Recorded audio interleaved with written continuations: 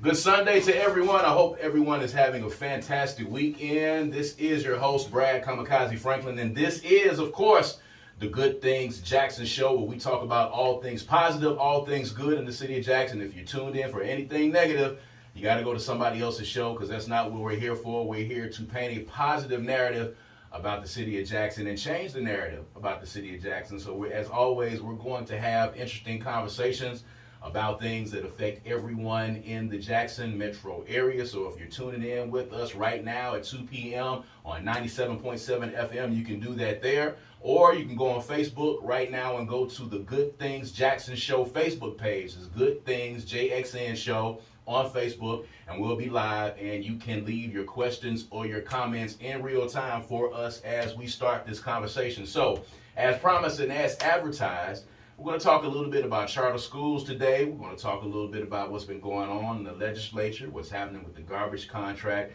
So right now with us, we have Empower Mississippi CEO, Mr. Grant Callen, in the studio. Thank you for joining us. I'm delighted to be here. And of course, we have a former mayor, educator, pastor, sensei, so many titles, so many hats. Tony Yarber is joining us, and I'm looking forward to having a conversation with him as well. He has a talk show every Friday, is it? A buffet?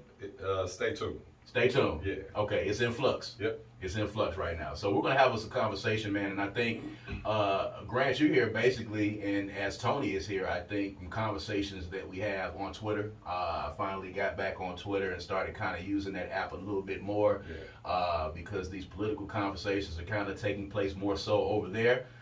Folks on Facebook don't seem to really care that much. So, we get a little bit more engagement on Twitter. So I think there was a conversation about charter schools one day that I chimed in on. Tony, you're always, chiming in on different subjects that have to deal with politics in the state and in the country as well. So definitely good to have you here. But Grant, I want to start with you. Talk a little bit about Empower Mississippi for people that are completely in the dark and blind to Empower Mississippi, what the purpose of the organization is. Talk a little bit about that, and then we can kind of go into the discussion. Sure. And I appreciate the invitation. Really been looking Absolutely. forward to this. Empower's coming up on January, will be 10 years, and we're a nonprofit organization. We're a public policy advocacy organization. Okay. And so our mission is about creating a Mississippi where everyone can rise. Okay. It shouldn't matter what part of the state you're from, what your parents do for a living, or what neighborhood you were born into. We ought to have an opportunity for everybody. And so that's our mission. We have 3 pillars. Those are around education, work, and justice. We're trying to make sure everyone has access to a world-class education, so they can find meaningful work, and they stay out of the justice system. And we just got to realize we've got the highest prison population on the planet per capita. As a percentage of our citizens, we got more people behind bars than anywhere else. So there's a reason for that, and we got to figure out what can we do to help more Mississippians flourish and not end up behind bars. But if you do end up behind bars, we got to have pathways to rebuild your life. So you're not necessarily specifically about charter schools. Charter schools is just a part of what your overall mission is. That's right. A big part of our education work has been making sure families across Mississippi have education options. And we see charter schools as one of those options that parents need. Okay. So let's talk about charter schools a little bit. And my first question is why? Why should a parent, look at that as an option? Why do you think they exist? Why should the conversation arise, as we talk about quote unquote school choice, as it were? Well, I start from the place of recognizing that every kid is unique. And when you spend time with kids, I've got 5 of them from a big family. Okay. You just know that everyone needs an education that will help them flourish, that will help them achieve everything they were made to be. And I just don't think a one-size-fits-all education system could possibly meet the needs of every student. And if you look around the state, we've got some great public schools where kids are getting a great education, they're being prepared for life. We also got some communities with public schools that are challenged and have been for a long, long time. And so charter schools came about actually 10 years ago. The law passed in 2013. And if you're not familiar, charters are independent public schools. But they are public schools. They're independent of the local district. They're schools of choice. So no student is assigned to a charter based on where they live. No teacher is assigned. It's you choose to teach there. You choose to enroll there if you have a parent and have a student there, and they just offer a little something different. I'm a fan of charters, but I'm a fan of all kinds of education. So it's not about saying charter schools are inherently better than traditional public school.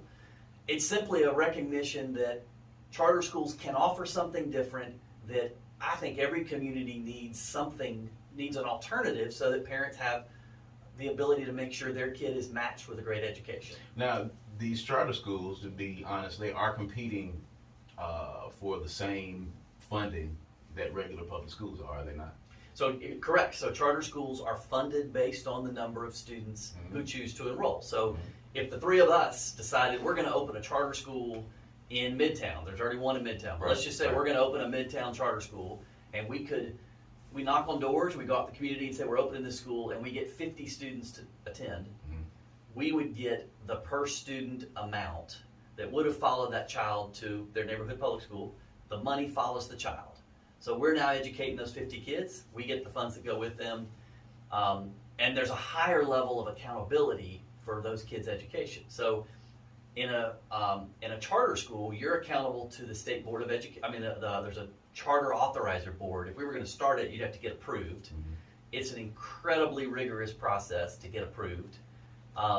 For instance, there's been over 100, in the 10 years, there's been over 100 people come together try and start a charter, 50 full applications submitted, and we have 8 in the entire state up and running. So that just tells you it is a rigorous selection process. But once you get up and running, yeah, it's publicly funded, and any student can come that there's capacity for. So we decide we're going to be an elementary school, and there's no admissions test, there's no admissions process. If the only limiting factor is the grade served and the capacity. So if we said we've only got room for 300 kids, if 500 sign up, we draw names through a blind lottery to see who gets those slots, so that you're not picking and choosing. So I think the interesting conversation that happened, and I think, after the episode of Abbott Elementary that came on, I think there was a lot of conversation online about charter schools, their effect, on neighborhoods, particularly neighborhoods of color, and also the qualifications of some students getting in, and the fact that in some charter schools they're talking about this lottery, which means that in a lot of instances some kids won't get in. So even if they choose the school doesn't necessarily choose them. So when you're talking about charter schools and public schools competing for the same pool of money, my question begs itself then at that point, why is those monies not being used to improve the schools that already exist? So let me try to, and I don't want to explain give the answer for you, but I want to frame a question off of there by explaining. In schools, they have what's called ADA, all right? So that's average daily attendance. So basically, if all three of us, based on allocations, both state, local, if each of us, and I'll say, hopefully this doesn't come across wrong, but if I am a walking $50 bill, you're a walking $50 bill, and you're a walking $50 bill, we represent $150 of a school. So when we're not there at school, then our $50 isn't represented. So what happens typically is, in the pushback and the that you get a lot of times, and I know Grant, you can speak to this, is that when that $50 moves to the charter system, then that $50 isn't being invested into that school. And I guess I would ask, how do you talk to folks about that who have a real interest in divestment in communities? Yeah, I think it's a great question. There's a couple of ways I would answer it. One is it sort of starts from an understanding that the goal of our education dollars, whether you're talking about local dollars or state dollars, the goal is to make sure kids are getting an education. And it's not just kids in theory. It's to make sure this child and this child and this child gets an education. And if they're not where they currently are, charter schools is one way of saying we want to make sure that kid, the money follows the child to where they will get a good education. And if the charter doesn't work out, they have the option to go back to the traditional public school. So their options increased by 100% because they now have two choices instead of one. Secondly, the goal is a thriving world-class public school system. And there are reams of research that show in states where they implement various types of choice, it is a rising tide that lifts all boats. And the public system actually improves. And I mean, Florida is the best example of this. 20 years ago, the state of Florida was probably where Mississippi is in the bottom 10 for education achievement. And they implemented statewide all kinds of choice. Charter schools, they went a lot further than charters. They had charters and vouchers and tax credit scholarships and all kinds of options. Today, 48% of the kids in Florida are attending a school that's not the one they're zoned for. Now, the vast majority of those are attending public school, but they're shopping around. They're looking at the public school across town or in this community. Mm-hmm. And the end result is the entire system has improved, and Florida is now in the top 10 of states nationally for their education achievement. So you want the goal is money following the child because it's going to make sure that kid gets better education, but the long-term goal, certainly our long-term goal, is we want to see the more we focus on students and the money follows students, the goal is that it forces everybody to be better and they become radically student-centered to make sure they're meeting the needs of that child. Because if they don't meet the needs of that child has another option. So Grant, in theory, I'll say that sounds excellent. My problem is, and I think, we had this conversation on Twitter, my problem is here because of the way that the Mississippi charter system is set up. One of the things that I have a problem with here particularly is because, when we talk about school choice, I only see charter schools being promoted to children of color and districts of color. And if we're talking about school choice, my question is, why then are these choices not available to the kids in Madison and the kids in Rankin County? And of course, there is a particular reason for that because of the way the Mississippi charter law is set up. But at the end of the day, optics, in these conversations that we're having these days, when you're having charter schools that appear to only be pushed to black kids in impoverished districts, in districts that, are struggling like Jackson Public Schools might be, what do you say to people that are looking at that and saying, hey, this looks a little weird? Oh, I could not agree with you more. And as one of the authors of the Mississippi Charter Law and worked on a coalition of people that advocated for that law 10 years ago, nobody pushed harder for charters to be allowed in all districts than me and my coalition. Mm-hmm. And we lost that fight. But I agree completely. What it has done is created a lot of hostility towards charters because charters were mostly passed by Republican lawmakers. Mm-hmm. And in a sense, they carved out their districts and said, I'm a believer in charter schools as it's going to help kids, but I don't need that help in my community. And I think long term, that's been really detrimental. Charters were never meant to be a punishment or a Band-Aid for broken, underperforming districts. They were meant to be an option for all kids. And in other states, you see, we toured one in Michigan it's an aviation charter school that's in a high-performing district, or a pre-med charter school, or a STEM charter school. So it's meant to be a way to offer something a little different that gives students a choice. It doesn't have to just be a punishment for underperforming districts. So I was going, I think, so for me, because I still do curriculum and instruction work all the time, and I'm still doing data coaching and stuff. So I'm asking, okay, are we talking about results as a result of choice, or are we talking about results as a result of, or outcomes as a result of high quality teaching, a high quality education?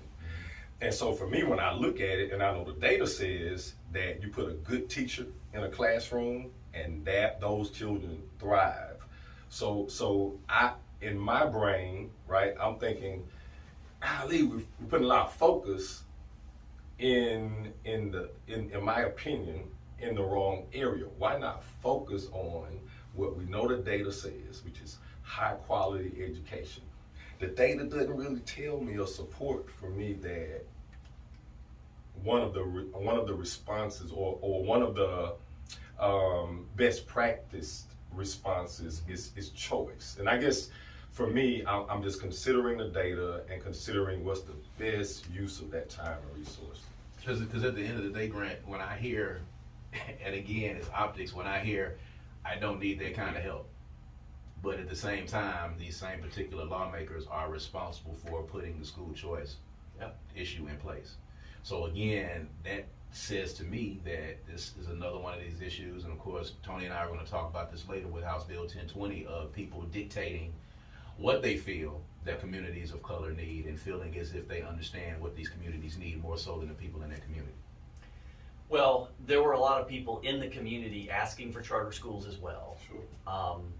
And I think the proof is in the pudding. When we were trying to pass this law, there was a vision we could point to what we hoped it would be like, and we could point to other states, but there was nothing here that you could point to show what a charter school is going to be. That is not the case now. Now you can go look at Midtown Public Charter School or Smilo Prep or Reimagine Prep Charter School, and you can actually walk in and you can tour and you can see the high quality teachers. They have very low overhead. They are just radically focused on how do we make sure kids get what they need. So a lot of times charters, and I'll say this, charter schools, traditional public school, spend almost identically the same amount of money. Charters get 97% of what traditional public schools spend. So they're getting the same amount of money per student, so you should be able to compare apples to apples. The difference is charters, because they don't have a district, they often really focus on the classroom teacher. And a lot of these classes, they'll say, we're not gonna have this consultant and this superintendent and this deputy superintendent. We're gonna get 2 teachers in the classroom so that they really get that teacher-student ratio down. So they just have a little more flexibility to do that. Some of that districts could do if they choose to, but there's just a lot of money spent, and this is not unique to Jackson, in every district. They get spent at the top instead of it trickling down and getting to make sure you get a high quality teacher. The system, it was just tainted. And I just want to be frank. It was tainted. And that's You're not saying the way because the of law you. was passed. Your efforts were great. And the idea that you talked about, we talked about it when we looked at the Academies of Nashville model. And so we looked at the Academies of Nashville model. We looked at how can we do that, something like that in Jackson. Went over and talked to the folks over by Callaway. What is it? Eaton Aerospace. So hey, Eaton, look, won't you consider an Academy's idea style model at Callaway? And so we have the Academy of Aeronautics, Eaton Academy of Aeronautics at Callaway High School, right? Yeah.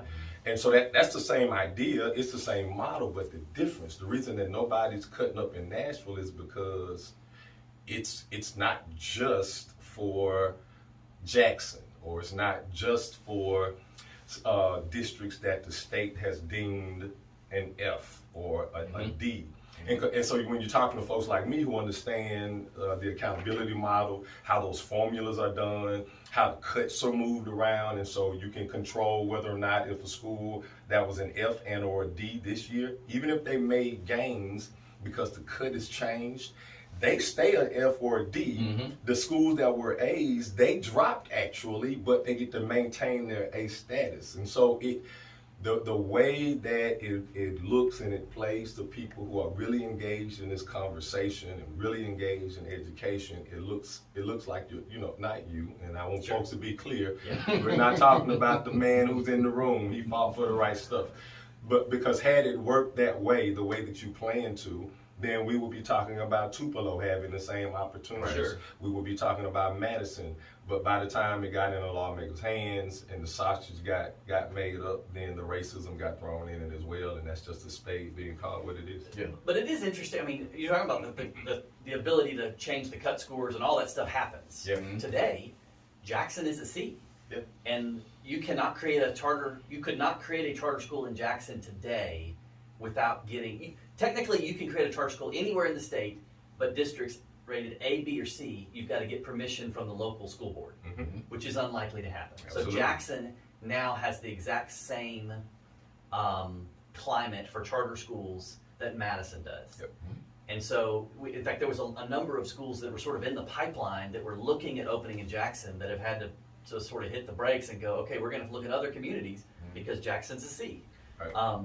So, again, I think the model should have been anywhere where parents have sufficient demand and parents are eager for something else, we got to let them do it. Yes. And if you're a great school district, you shouldn't have anything to worry about because you're delivering a great product. Let me ask you this real quick before we get to the break, and we appreciate you being here, of course. So, you had some comments on Ms. Powell not being, chosen for the school board, and I know that Empower Mississippi, I think that was you that wrote the editorial about what was happening. So, kind of talk about that a little bit, because neither she nor the gentleman that was put up for state superintendent were approved by the Senate.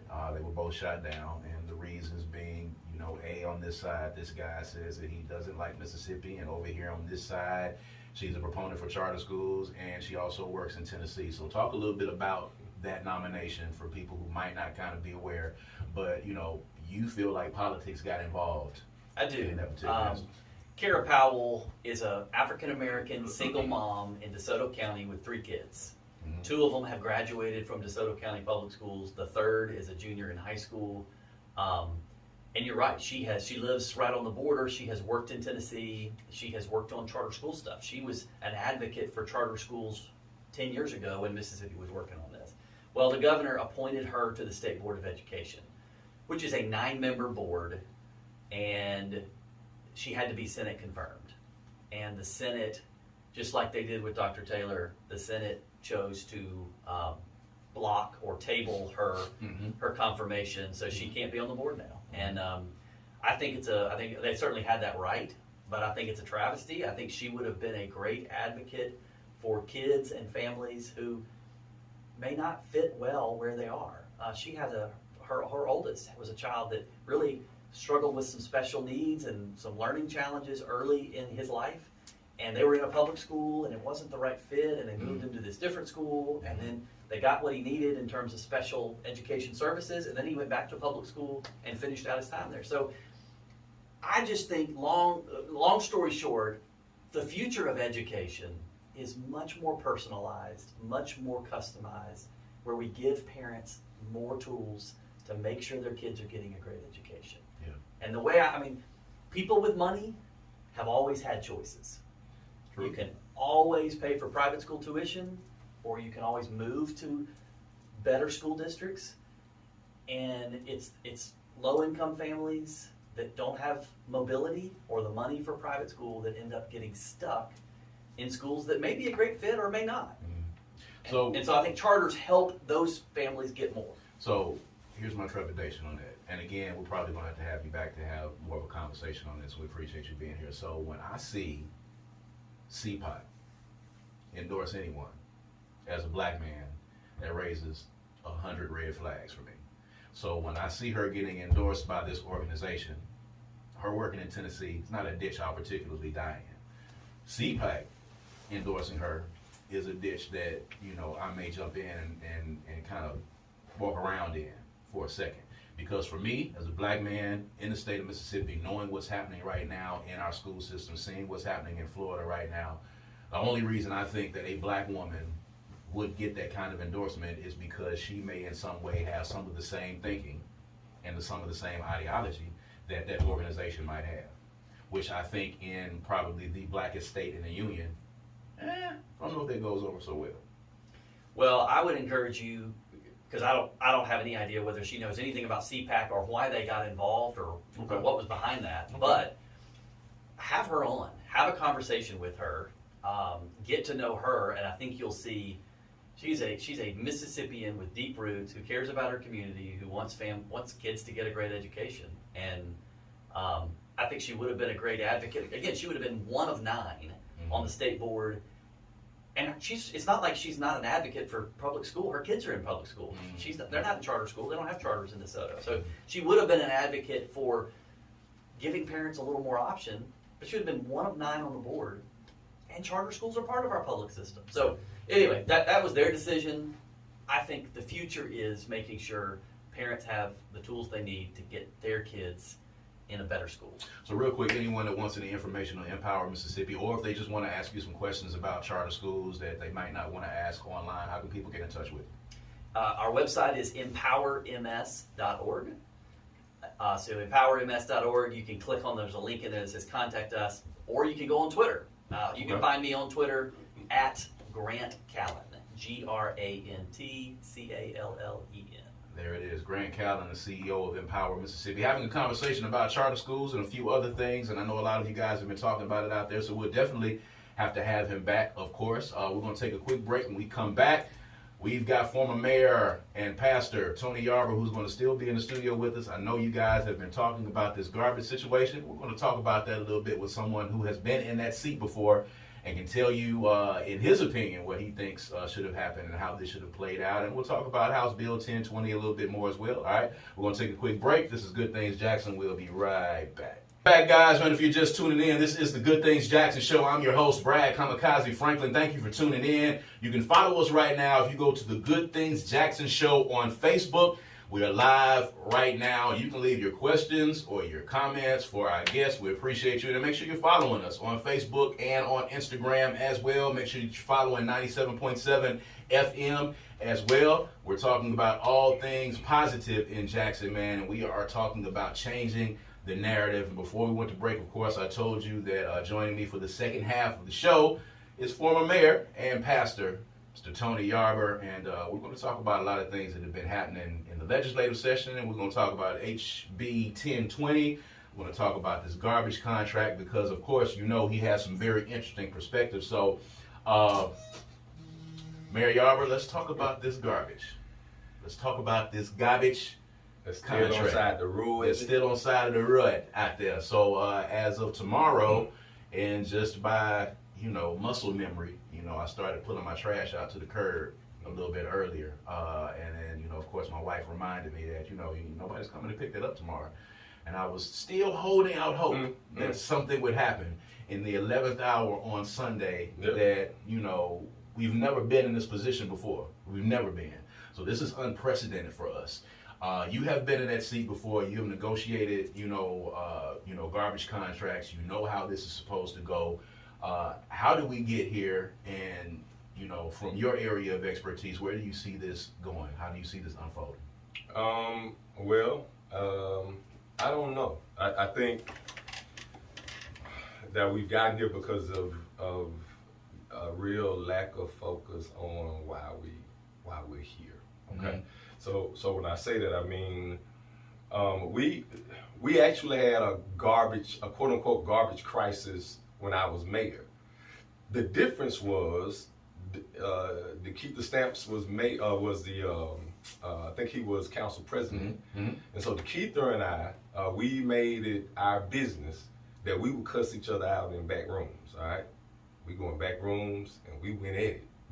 I mean, we went at it, but we also had an agreement that now when we go out of here, whoever won, whatever. That's how we'll lead out. Right. And at the end of the day, what I had to respect is that the Keither and I, we do things in totally different ways. But at the end of the day, I have a belief that what he wants to get done, that his outcomes, he wants the best, the way that I want the best. And so I don't think that kind of trust exists among the folks who are leading. That's very key. That's very key. So in this particular instance, and I think a lot of people don't understand because I've seen people trying to explain the strong mayor, weak council form of government, the RFP process. There's a lot of minutia that's involved with this. The carts and no carts, the bids, who has the highest bid, the lowest bid, which one is supposed to win. So, for those lay people who might not particularly understand from what you have seen and what's going on, what is the next course of action for the mayor to take in this particular instance now that the council has actually voted his proposal down? And there's supposed to be a period of time where there can't be, another proposal presented, I believe. Yeah, so what normally happens is once something has been presented and is voted down, it can't be voted down any more than twice in 1 year. So if it's voted down twice in 1 year, then that's dead. It can't come back up. Okay. All right. So essentially, what needs to happen, in my opinion, at this point, is there needs to be some kind of an agreement on an emergency contract. All right. Maybe a 6-month emergency. What that gives them time to do is to come together and to craft a new RFP or a request for proposal. So now, if I'm them, I would open it up to the public. So we would have public hearings. All right, everybody, what kind of garbage services do we want? Do we want one day a week? Do we want 2 days a week? Do we want the garbage cans? Do we not want the garbage cans? Here are the benefits to having them. Fees may go up this much, but here's what it's going to take care of. And I think you got to take the time, open the process up. If I'm the mayor, I would just make the process as public and transparent as I possibly could. Bring all those ideas together, create from there that list of concerns from the community, and RFP. It specs out every aspect of the job. Release the RFP, give a certain amount of time for folks to respond, receive those proposals. I would say get an independent selection committee. I would say for the purpose in this instance, and I'm not saying that the mayor should farm out all of his responsibilities. Right. I don't believe that. I don't believe in stripping the mayor of his responsibilities. Right. But I say to the mayor, for this case, for this instance, because you believe that Richards is the best, you believe that they're going to have the best again, step away from it, bring in an independent group of people who have expertise in this area, bring some people in from the community to sit on there who understand what they're looking at, and let them score the proposals. Council, you are responsible for, once those are scored and the folks receiving the highest is then presented to the mayor makes the decision now to put it on the agenda for the council. You are literally voting on the people's document. Right. I think if we're gonna get somewhere from here, that's the approach we gotta take. So in theory, that sounds fantastic. I think that sounds like a great idea. I think we have gotten to the point now where the level of distrust between the mayor and the city council has become so toxic that I don't know how feasible it is to come to some type of agreement. You had conflicts when you were the mayor with council members. A lot of those were, talked about in public. A lot of them were not, as you were talking about with you and at that time, Councilman Stamps. And I'm just asking you this from having sat in the seat, and I'm asking you your opinion, not to say that you're taking one side over the other, but when you see the relationship that exists now between these two bodies, and you're seeing actual basic services not getting done and not getting handled in City Hall, and not seeing the people's business getting handled, how would you say, if it were you, in your opinion, on how this would be handled? Well, you said that in theory it sounded good, and I want to push back a little bit, because we're at a place where that theory is the only real course. And what I mean by that is, I feel that y'all ain't got no choice. Right. We ain't getting garbage picked up. Yeah. And Tony is tempted to take his and put it in at City Hall, right? So what I'm saying is that we've got to apply pressure to these folks to take an approach that takes them out of the picture, that puts us back into the picture. And they can do that if they care about the city that they say they care about. And the only way for us to call you to the carpet on that is to say, hey, this theory is going to require you to be self-sacrificial.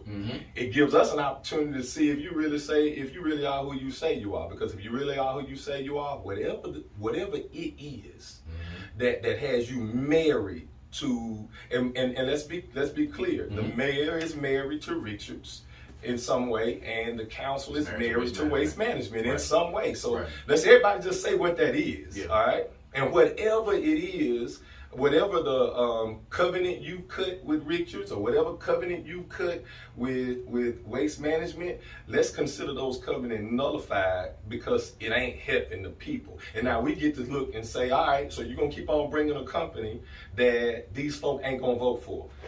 All right, you're gonna shoot down everything the man bring. when are y'all gonna consider us? And so that's my only pushback. And for me, I don't think that we're in a position to let those folks off the hook. I think that was a very, very good response. And I think about, us having gotten to this point, and I think about the anger that exists amongst our citizens, and I ask myself, at what point, when you're saying we need to push back, what exactly do you think that it looks like? I've had several people in here, and we talk about getting voters engaged, and we're going to take that all the way to the legislative session in just one moment, but how do we get the citizens of Jackson engaged outside of their just initial anger of, I don't like the mayor, or the city council did this, I don't have any garbage pickup, but you're shrugging my shoulders, I don't really have anything that I think that I can do from my vantage point as a citizen to make these things change? Yeah, I don't know, but let me just say this, and this is my challenge to the folks who are listening, the people who are in Jackson, the folks who are voting. Mm-hmm. When has anything changed since the last time you was mad as hell? And what did you do when you were mad? And if what you were doing had nothing to do with direct action, then you weren't mad enough. All right? And so if all we're gonna do is post and make comments on social media and not organize and apply pressure. See, let me tell you what happened yesterday at City Hall when they had to vote, or whenever it was. Mm-hmm. When they were at City Hall, when they had to vote, they packed, because here's a trick, all right? Because everybody's gonna call their people. Mm-hmm. And so City Hall is not packed with us, it's packed with folks' people. And when it's packed with folks' people, then everybody in the room has taken a position. What needs to happen is we gotta pack the room. And if y'all streets start stinking enough, if that garbage starts stinking enough, you'll find time to meet us at City Hall, where the folk who are there responsible for listening to us, where they will then have to listen. And I think that direct action calls for flooding phones. All right, and this stuff works. I know y'all might think that it doesn't work, okay, but I am telling you, my wife works for the sheriff of Hinds County, and she'll tell you in a minute that when those folks start calling him because they're not happy, it prompts response.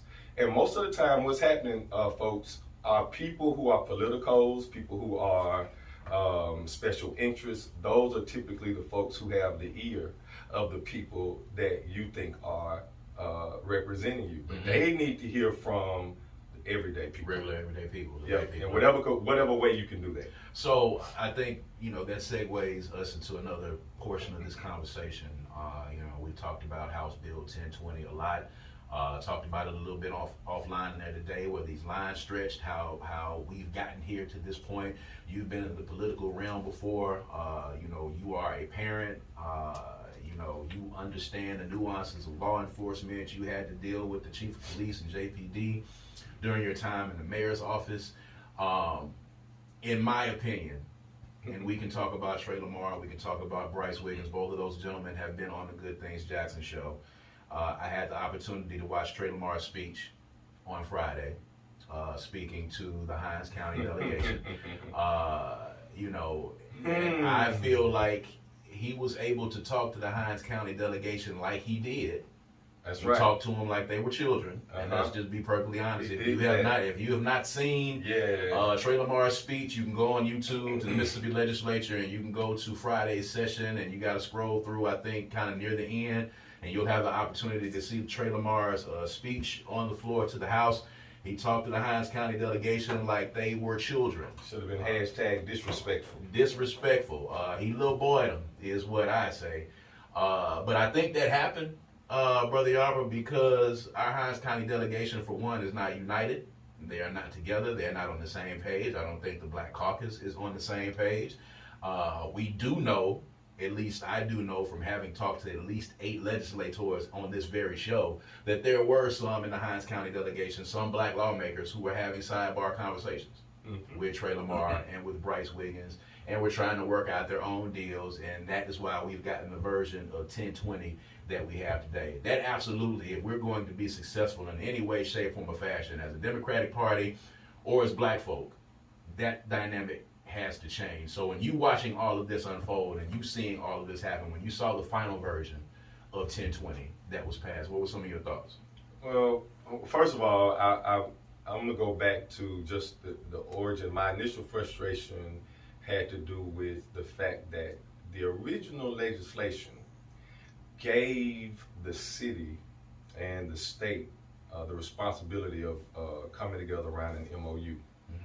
And that MOU was supposed to direct the traffic, if you will, for how Capitol Police policed inside the Capitol complex. Well, here we are.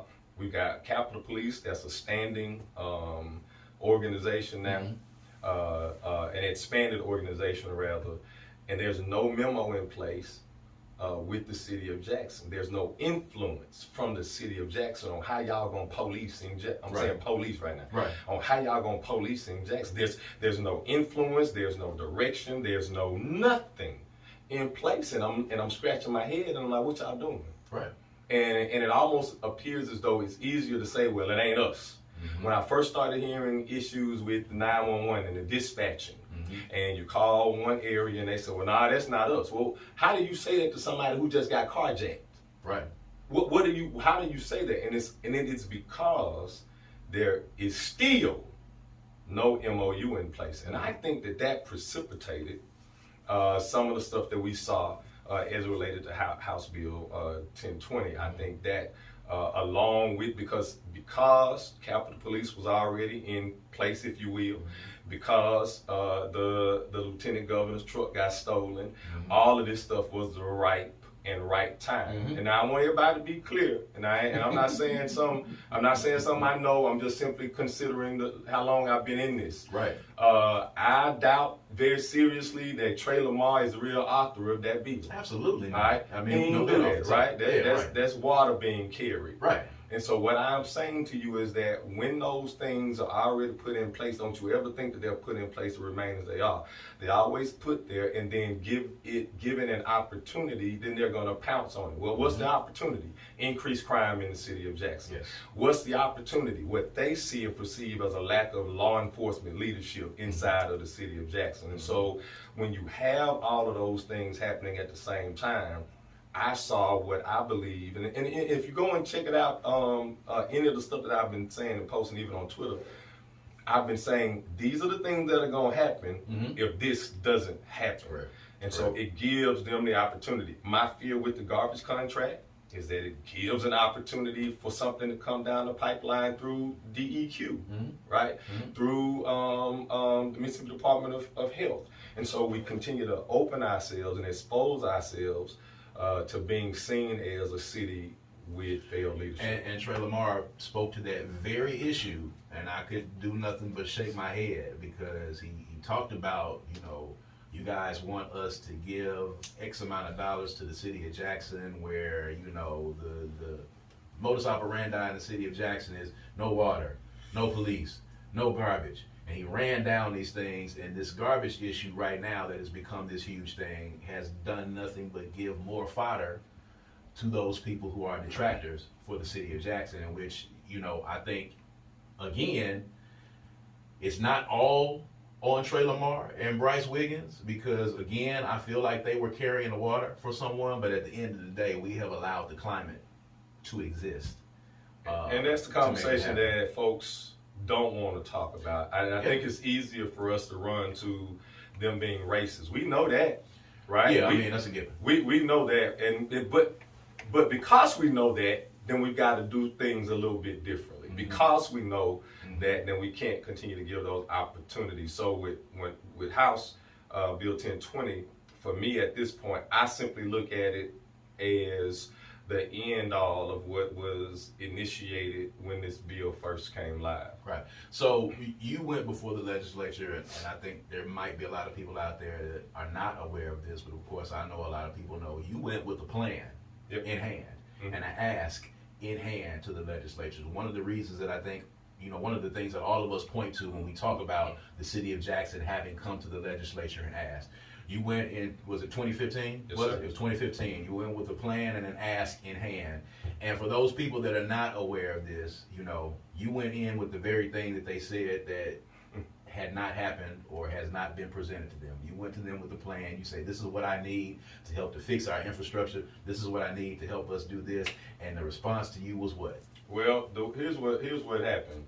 Well, it was a resounding no, but people need to understand how this stuff happens, because there's nobody sitting there with a stamp hitting the table saying no, you can't get it. So the city of Jackson, through other intrusive legislation, has a 1% sales tax commission. On that sales tax commission, there are appointments that are made.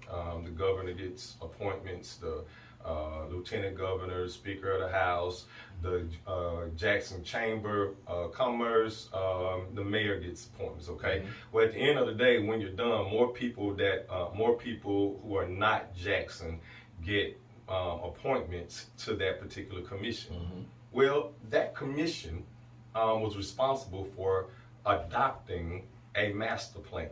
Okay.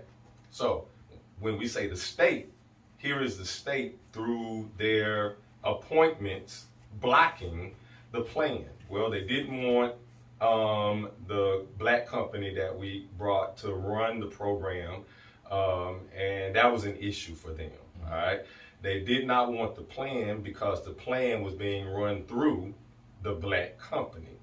They approved the first 3 years of the plan, but they refused to approve the next 15 years. That was partially your best friend, Pete Perry, right? Pete Perry, absolutely. That was Pete Perry, and it continues to be Pete Perry. And what they did was, instead of them adopting a comprehensive master plan, all right, comprehensive simply means that we're going to look at everything that is infrastructure inclusive, everything from our water system, both above the ground and under the ground, all the way to street resurfacing and any of the equipment that we may have used. All right.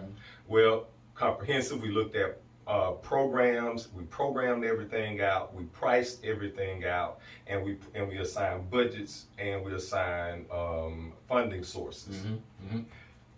Pete Perry, the plan that he presented and the team presented was a 3-page document of guidelines on how money should be spent.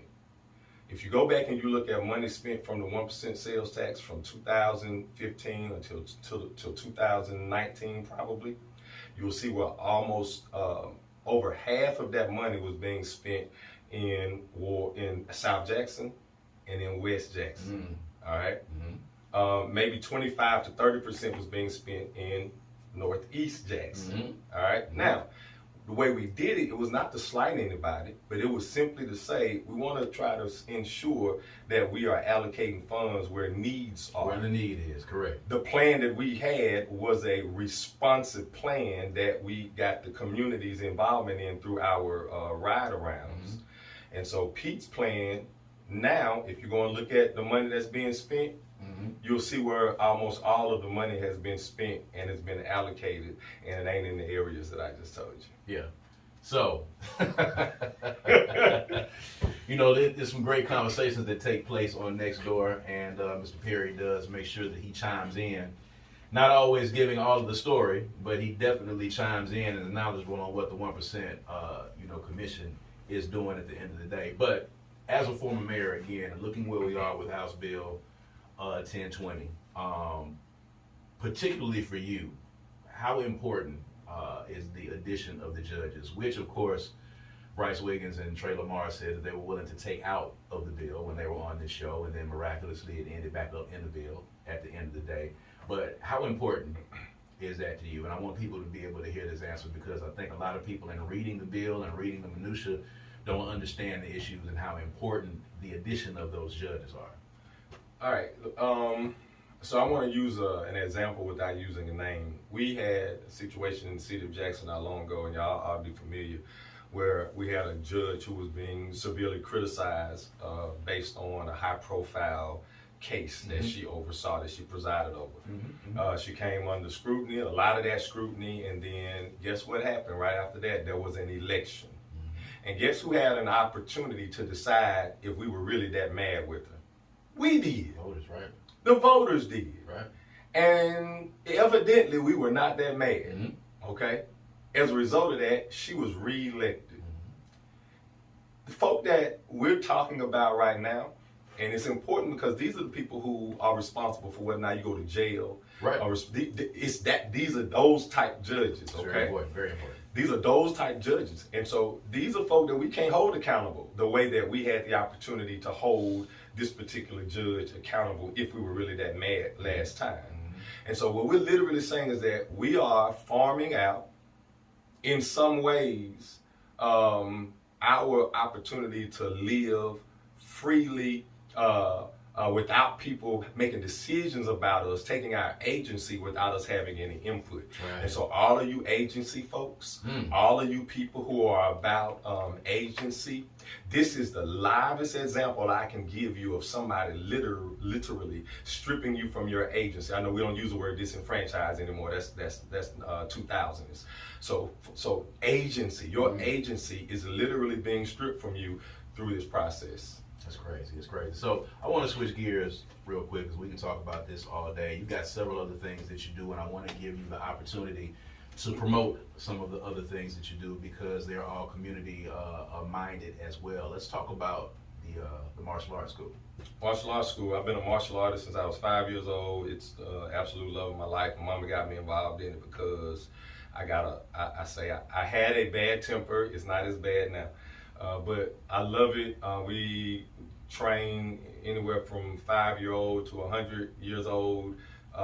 We're a ninjutsu based school, but we incorporate taekwondo and shotokan and some adult self-defense classes. It's been fun. I've been enjoying myself. So you were practicing while you were mayor. You still working out at that point?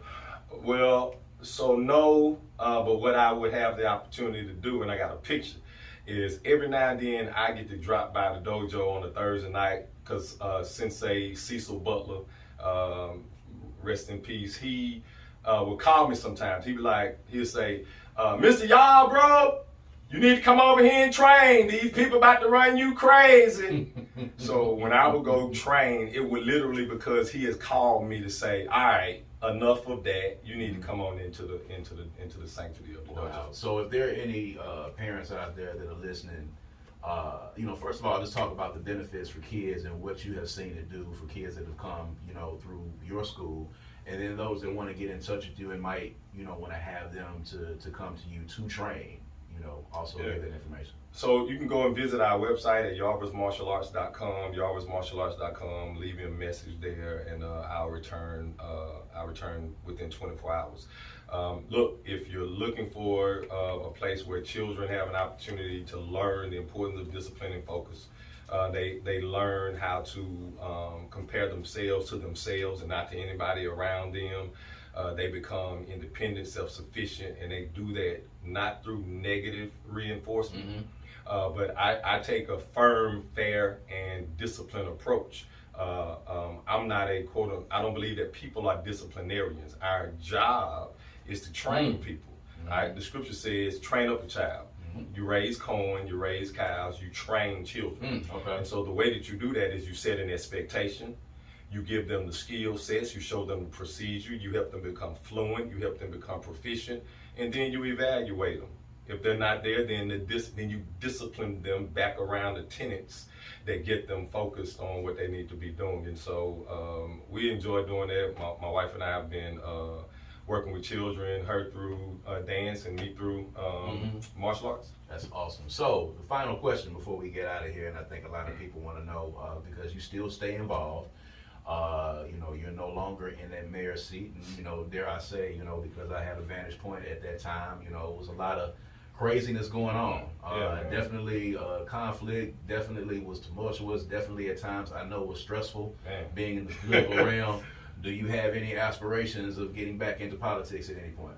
You know what? I've been saying probably ever since I got out that I love me too much to put myself in a situation where because I really was naive when I went into office, because I really thought that people really wanted things better. I thought that citizens, not just citizens, I thought that, And there were certain decisions that we had to make. I know folks still pissed off about getting furloughed, but it was the furlough that caused the auditors to say, hey, y'all are finally on the right track. Y'all are going in the right direction. It's hard decisions. It was hard decisions like that. So now Jackie Anderson, she puts it the best, and this is the best way that I can say it, and she says it this way. Jackie says, sometimes I wanna jump out there and help. Sometimes I wanna, cause I know that there's good. I've learned a lot. I'm a different human being now. I'm a different man now than I was then. But then once I think about what jumping out there feels like, you know what it's like. I hurry back to the porch. Yes. So that's just kind of where I am. There it is. Former mayor and pastor Tony Yarber and Sensei Tony Yarber joining us on the Good Things Jackson Show. Always a wealth of information and experience from being in the seat. Your vantage point on House Bill 1020, your vantage point on the garbage collection, I'm very sure has helped a lot of people here on this Sunday, man. Thank you guys for joining us. Make sure y'all continue tuning in to 97.7 FM, the beat of the capital, and make sure that you're following the Good Things Jackson Show on all social media platforms, and join us here every Sunday at 2 p.m. where we're going to be changing the narrative about this city, man. So we want you guys to go out, man, and enjoy the rest of your Sunday.